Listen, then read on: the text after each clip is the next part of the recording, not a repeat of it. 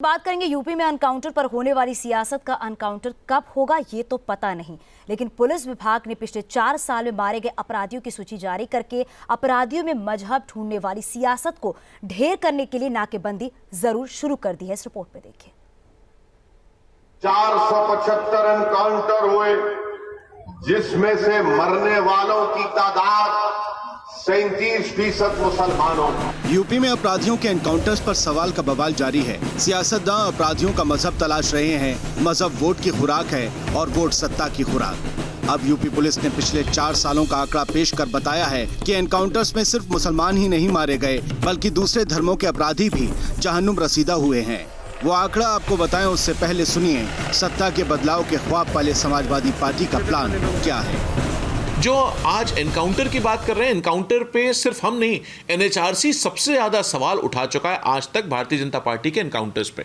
आपने देखा होगा कितने एनकाउंटर्स फर्जी निकले। आपको याद होगा नोएडा की घटना, जहां किसी के पैर पे गोली मार दी गई, जहां बाद में किसी और को गोली मार दी गई, और ये बाद में लगातार आती रहती हैं कि इन्होंने गलत एनकाउंटर किया। जब सरकार बदलेगी 2022 में, जब समाजवादी पार्टी को मौका मिलेगा, तो इन सारे एनकाउंटर्स का सच सामने आएगा।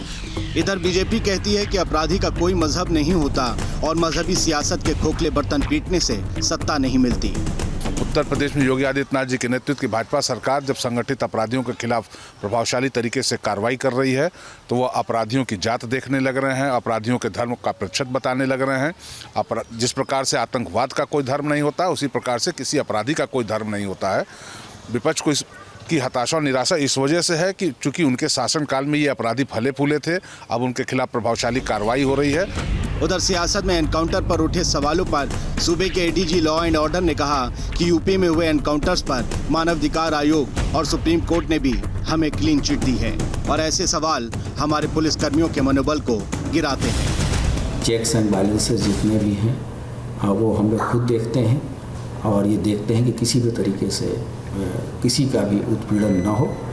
और जब बदमाश पुलिस पर फायरिंग करता है, हमारे भी जवान शहीद हुए हैं और हजारों की संख्या में लोग घायल भी हुए हैं, तो ऐसी बातों को करके उनकी बहादुरी को छोटा नहीं करना चाहिए। एनकाउंटर्स पर बाकायदा यूपी पुलिस ने एक सूची जारी की है। इस सूची में 20 मार्च 2017 से 15 मार्च 2021 के बीच हुए एनकाउंटर्स की डिटेल दी है। पुलिस के मुताबिक इस दौरान यूपी में 135 अपराधी एनकाउंटर में मारे गए। इनमें 49 अपराधी मुस्लिम समाज से थे। मारे गए अपराधियों में 11 ब्राह्मण, 8 यादव भी थे। 58 बाकी अपराधियों में वैश्य, अन्य पिछड़ी जाति, SC ST के अपराधी भी शामिल थे।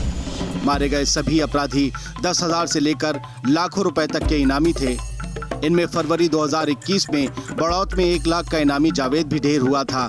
जनवरी 2020 में मेरठ में 1.5 लाख का इनामी चांद मोहम्मद भी मारा गया था। 4 साल में सबसे ज्यादा 14 अपराधी मेरठ में मारे गए। तो फिर सवाल ये उठता है कि आखिर ऐसे इनामी अपराधियों से राजनेताओं को हमदर्दी क्यों है, जो समाज के लिए दुश्मन है। Anil Yadav, news state, Lucknow.